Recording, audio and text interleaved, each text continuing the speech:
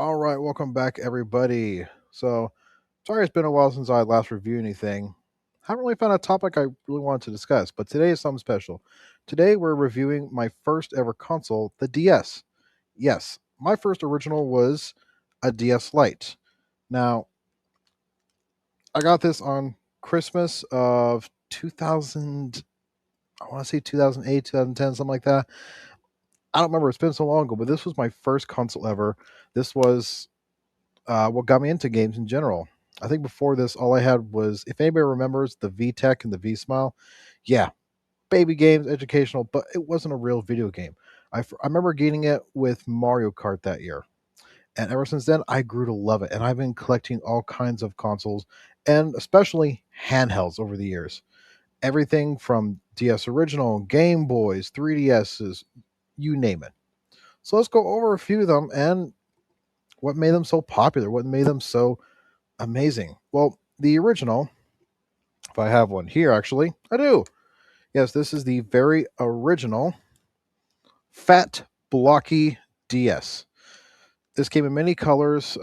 This model was actually very cool at the time because not only was it a dual screen, which is what DS stands for, dual screen, at the time, this fit perfectly your Game Boy Advance cartridges on the bottom and the brand new DS dual screens at the top. You can play them simultaneously, and a lot of times you can actually have some kind of interconnectivity, especially like with the Generation 3 Pokemon games to Generation 4.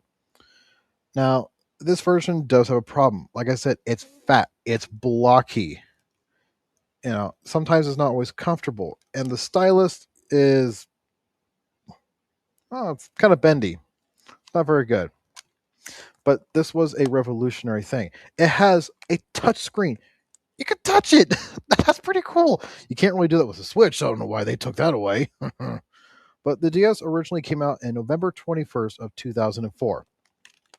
Now, I didn't have this model. I actually bought this from a buddy of mine, but this is one of my favorite DS models. It's simple.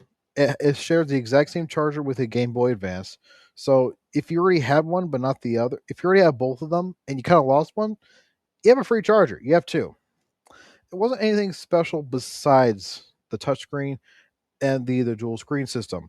But at the time, who cares? You can play Mario on the go. You can play Pokemon on a brighter screen. Because before this, the only way you can get it was the brand new Game Boy Advance SP, which came out like a year prior or 2 years prior. Now, soon after that, on March 2nd, 2006, just a couple years after, I actually have a couple of them here, the Nintendo DS Lite. Now, this was actually a really good version of it. Not only did it have the dual screen of the original, it also had a dust cover for your Game Boy Advance games, something the original didn't have. And although these ones do stick out a little bit at the end, it's playable. It had a brighter screen. It had a more compact, which you think might hurt your hands, but it actually felt more comfortable to hold. And especially, they had a bit tougher. Now, the problem with mine, at least the one I got, it's it's got a bit of a crack here. And if that moves, that's why it has this hard plastic shell thing on it. If that moves, bye bye screen. The ribbon breaks, can't use it.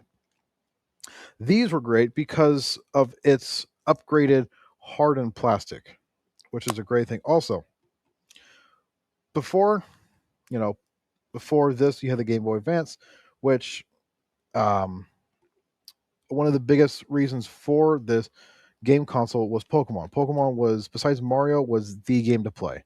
Generation 4 came out, everybody was playing it. Generation 5 is one of the most famous generations and loved generations to date. But you had to have a cable for it. From the original Game Boy original all the way to the advanced, unless you had that wireless system that came with Fire Red and Leaf Green, you had to have a cable for it. And that gets annoying. So this had a wireless, not on this one, but as you can see, maybe a little bit better.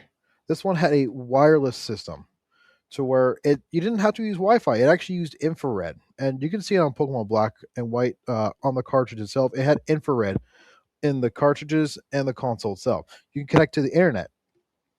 And we all know, PictoChat. That's a prime example. You didn't have to be connected to the internet. You didn't even have to have a game, but your DS consoles can still connect to each other close range via that infrared connection. That being able to not needing to be so close, like 2 feet apart on a couch, and still being able to play. Maybe maybe you're in different rooms, or maybe you're at school on lunch across the hallway. You can still play with each other. That's great. It wasn't so restricting, and that's one of the best things.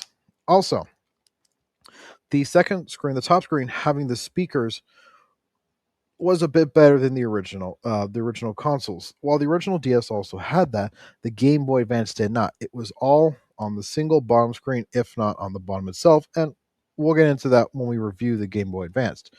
But the DS also had a microphone. Now, the ability to actually connect with your games. Now, sometimes it wasn't actually, you know, recording anything, or it didn't actually matter, like if you blew, like a lot of games will say blow into the mic. It didn't actually capture your breath, it just captured the how loud it was to activate. And a lot of the popular games, I think the first game ever was Mario Kart, no, sorry, no, not Mario Kart, was Mario 64 DS. That was the first game for the Nintendo DS, and it was a port of Mario 64 for the, I think, was the first game for the N64, or one of them. Now, a couple years later, let me see here, the DSi came out. I don't have a DSi, so I can't show it off. But let's see here, DSi release date November 1st, 2008. By this time, the Wii was out, the 360 was out, PS3. You know, all this other stuff was already out, but they were still making new consoles, and they made them better. The DSi had a camera. Now, at the time, this was really cool because not only did a lot of phones not have a camera, maybe some of the iPhones did, but having a game console with a camera you can take pictures on, you can, make little flipbook animations, was really awesome. And I haven't played them myself, but there are some DSi exclusive games. From what I remember, was basically like Nintendogs or stuff like that. And a couple years after the DSi, on March 27, 2011, we have the original 3DS. Now, this isn't my original, but I bought one of these original 3DSs when it came out. I was so excited. I got this console specifically for Sonic Generations 3DS. And besides being small, like I'll admit, this thing is tiny, okay? Like, look at one hand holds the entire thing. Yeah. So this thing is actually, I think, it's smaller than the DS Lite. The great thing about this was it had a home menu. That may not seem like much, but being able to actually, let me turn on, show it off here. The ability to have a home menu means you can pause your game at any time, not just close it and it goes away. That was actually pretty cool. It was like you had a actual console on you. Now, one of the main things about the 3DS was the 3D function. Can't really show it off here, but the ability to go to play your games in 3D, or at least a pseudo 3D effect without the need of 3D glasses, was a technological marvel at the time. Something that not even a lot of phones used at the time. I mean, they had pseudo effects. You can look up websites for it, but the ability. Well, actually, I don't know if you can see it. You can't really see it, but um, the ability to go 3D means that even though it's not like in your face, you still have the ability to kind of have the games pop out at you. And if you played something, like Dino Hunter, or Fossil Hunter, whatever that is, like where you're fighting, that's actually pretty cool. Or even something like Resident Evil, Mercenaries 3D, or that 3DS Resident Evil game. Um, the ability to have something like that pop out at you, you know, that's actually pretty impressive. Like, I know I'm not coming with a lot of adjectives here, but it's Nintendo was constantly evolving the DS to be more than just a basic handheld with A, B, left, right controls. Another thing they added to make it a little more comfortable that I think was probably the best thing they could have done, the D-pad. Seriously, just that little bit of D-pad right there. But they didn't completely eradicate the standard controls. You also had the D-pad as well. So the directional pad. You have the D buttons and the D pad. You can use either or, and you can use either or in the 3DS games and the original DS games.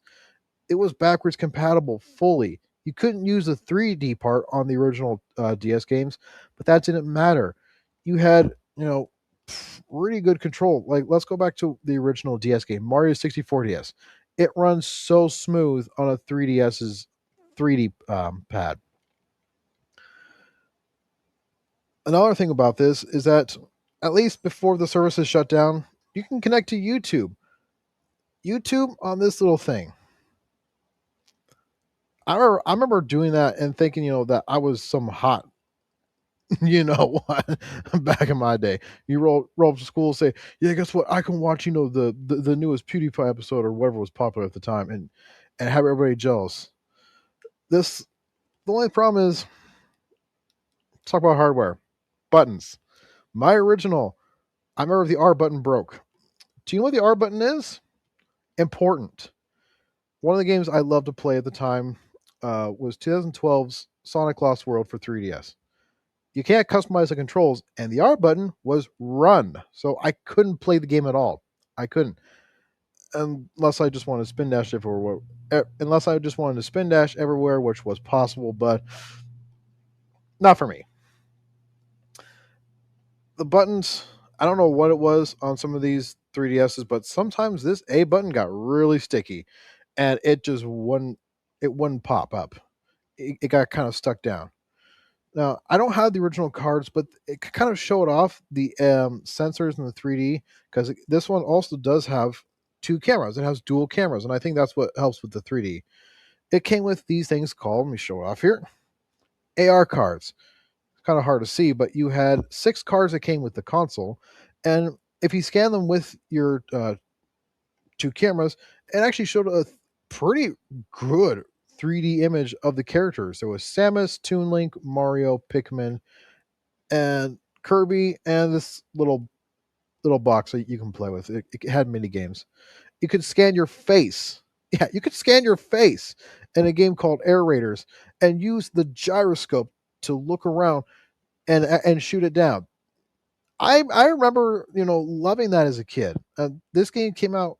Well, this console came out when I was 13, and I remember every day before school playing this for like 20 minutes. Like, school is 8 in the morning. Okay, I was not a morning person, but I remember playing this for like 20 to 30 minutes before school, and I was so happy about it.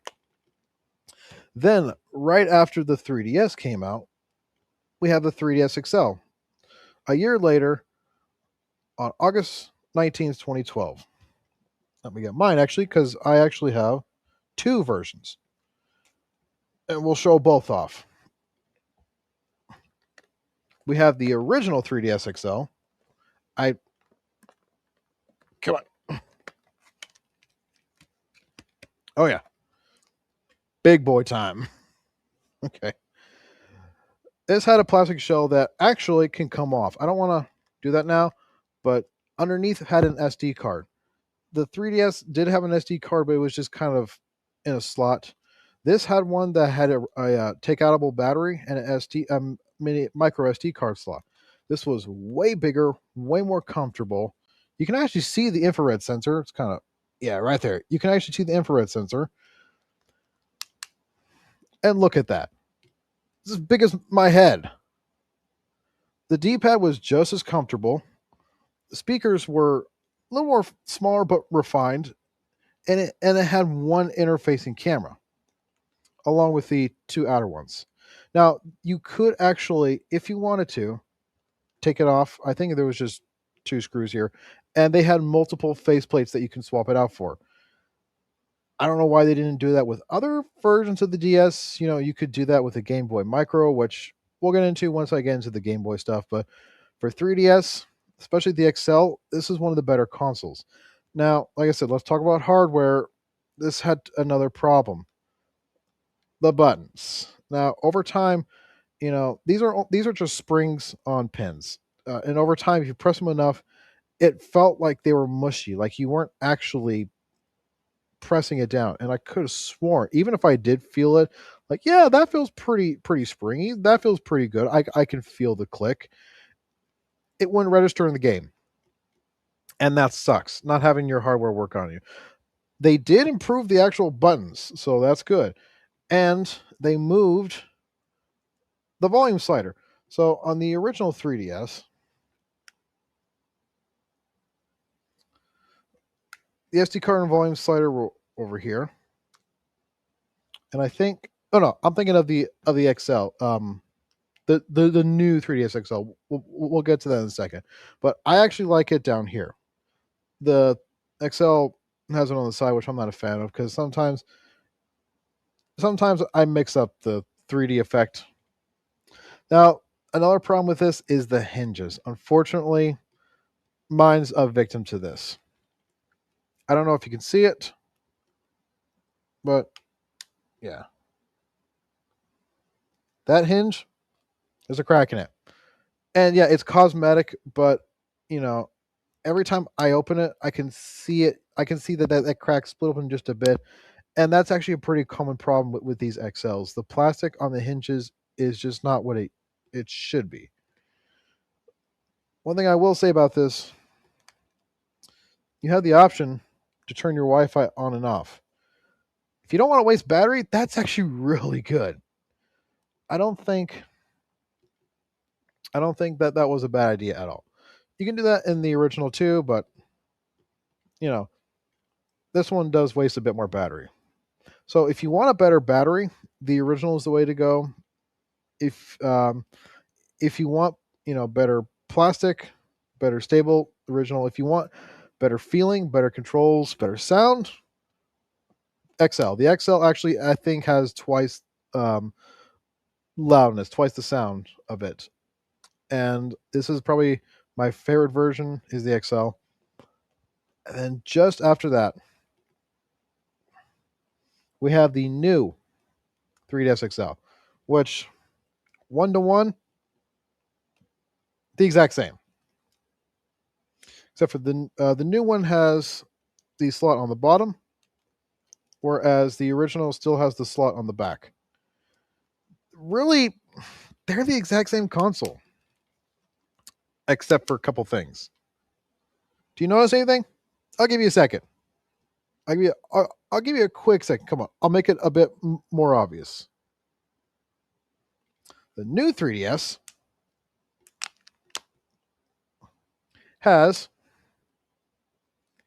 an extra D-pad, and it doesn't move. Yeah, it feels really weird to use, but that's actually your C stick. Yeah, like on a GameCube or like your right stick on a PlayStation. That's called your C stick. It moves the camera and it does other things. Like I think for Smash Bros for 3DS, that's actually how you do the quick smash. And for games like Majora's Mask, you actually can move the camera with that. It feels so weird. It's basically just a nub. I never liked it. It was cool that it worked. It actually works for having no input on if it actually is working. But other than that, eh, they also changed something else. The 3DS XL original, you had start, select, and home on the bottom middle. I like that. On the 3DS XL new, they kind of put the start and select back where they originally were on the side there, and they just had a tiny button for the home. Not even like the block button of the other one had, but just this tiny button in the middle. And I don't know, it's not my thing.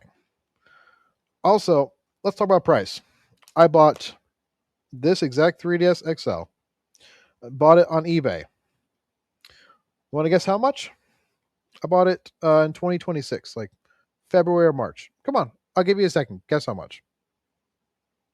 Wrong. It was $350.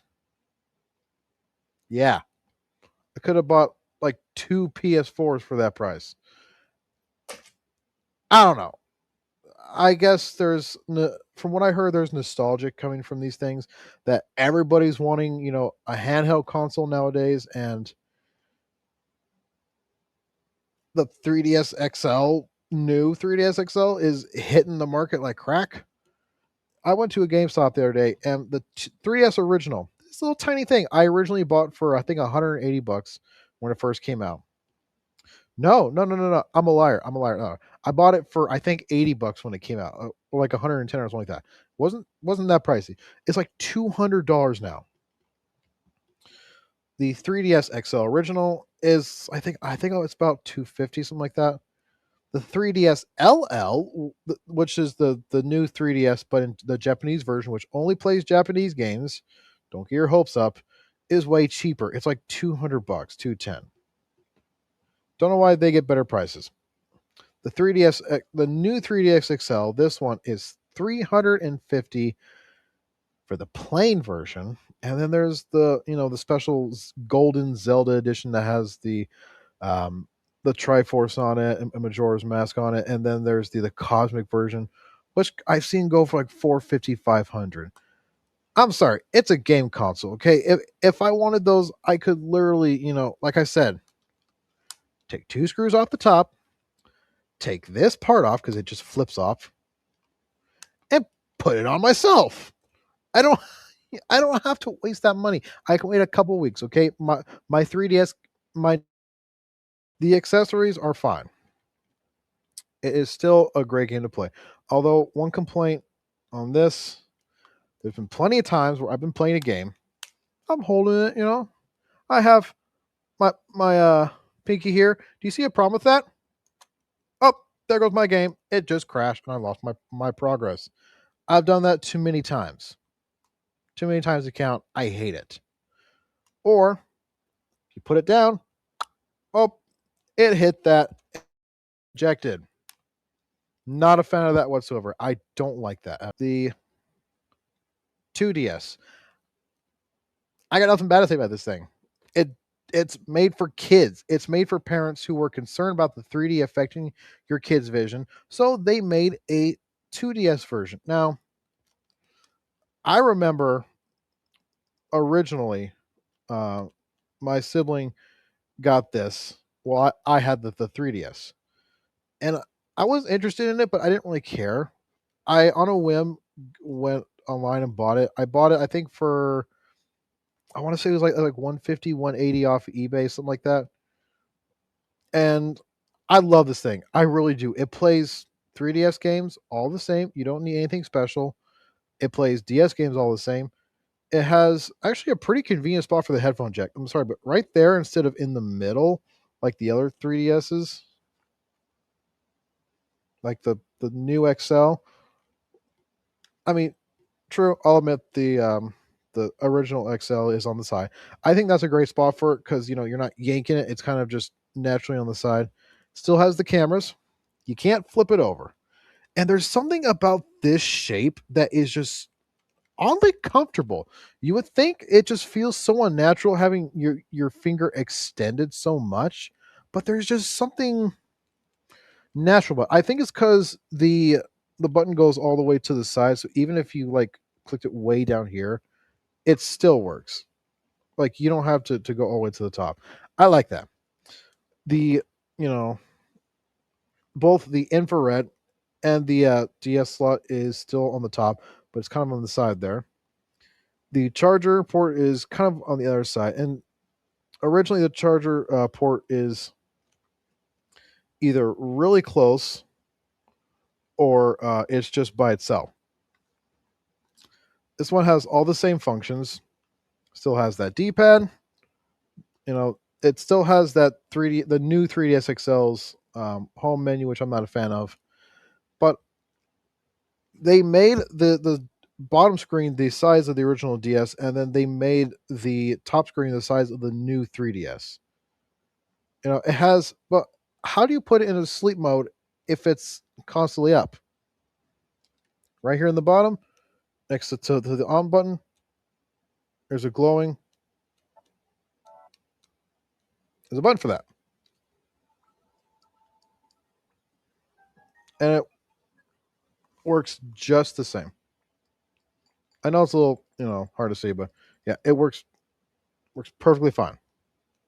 Also, can anyone else testify to this? Sometimes when I'm using my closable 3DS, I'm holding this thing down for like a minute, and unless I have it open, you know, if I have it open, it works fine. If I have it closed, I'm holding this thing down for like 5 minutes and it's just not turning off. I don't know what its problem is.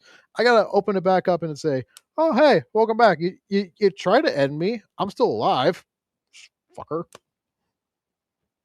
Which comes down to our last one.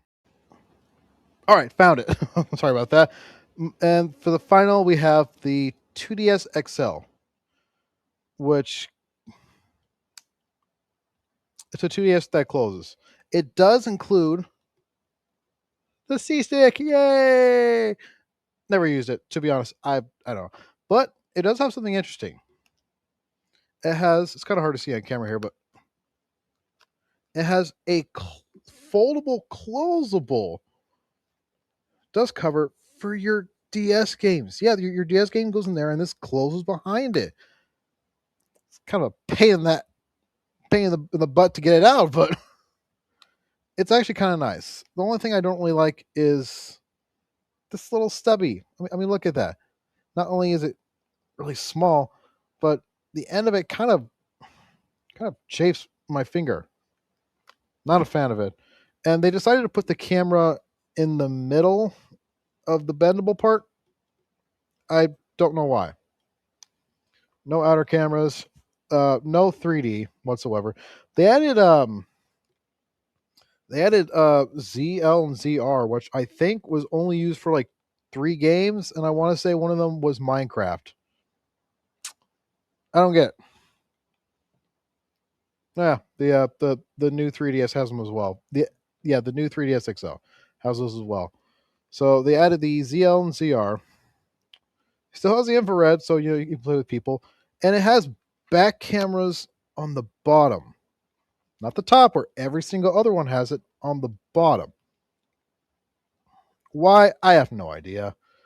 I'm not an executive at Nintendo, but this was the last DS model they ever made, the 2DS XL, and I'm sad to say, out of all that I have, 1, 2, 3, 4, 5, 6, 7, 8. Yeah, 8 different versions of the DS.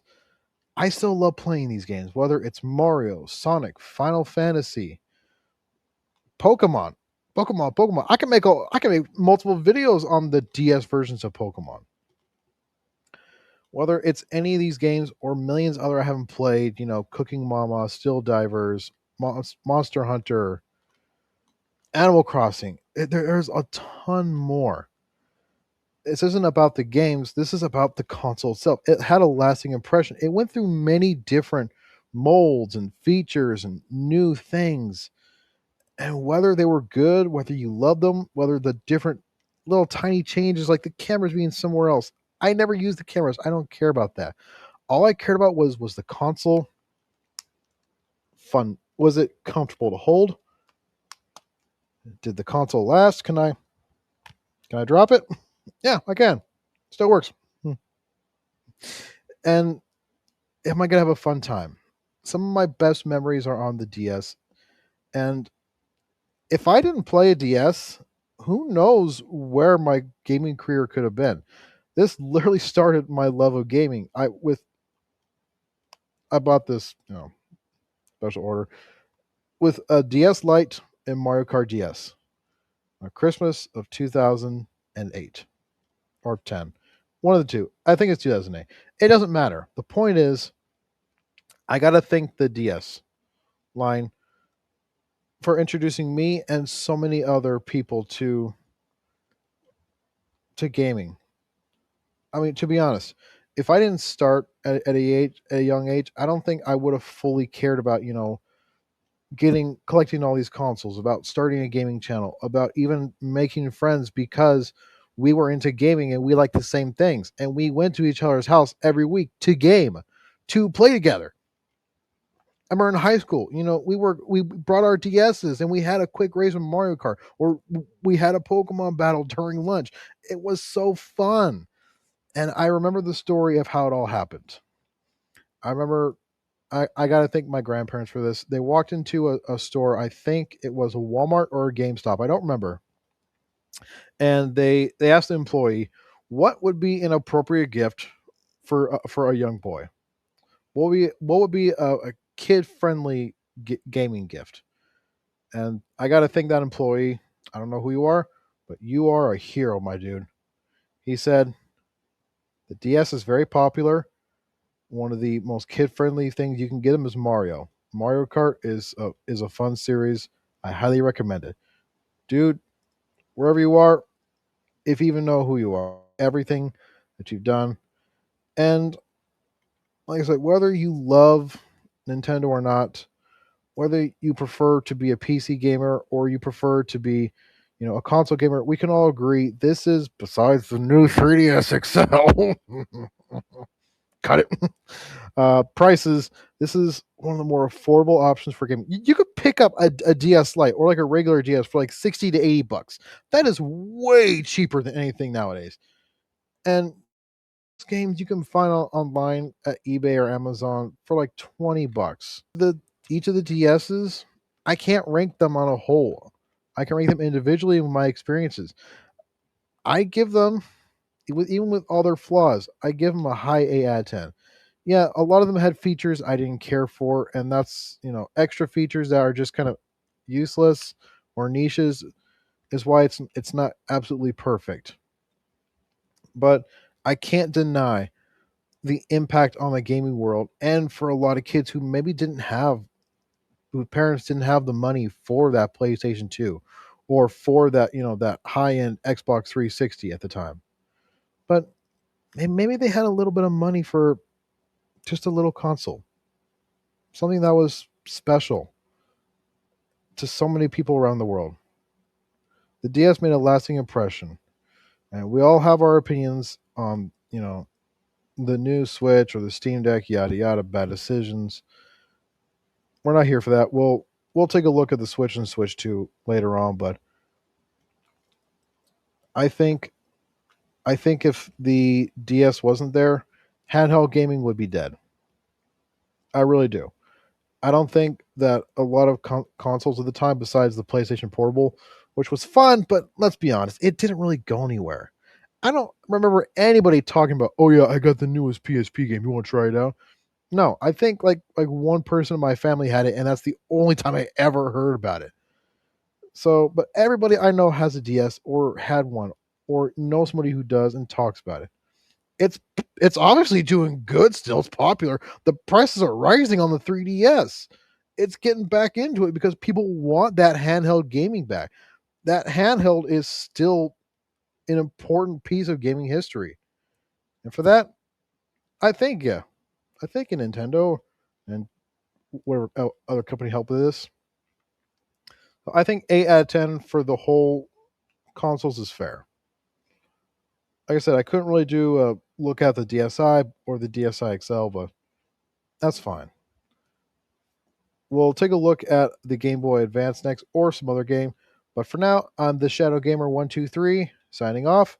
Have a wonderful day. Stay safe, take care, and follow me on YouTube and Twitch, okay? Come on. It's going to be fun. You're going to want to. Have a good night, everybody. See you then.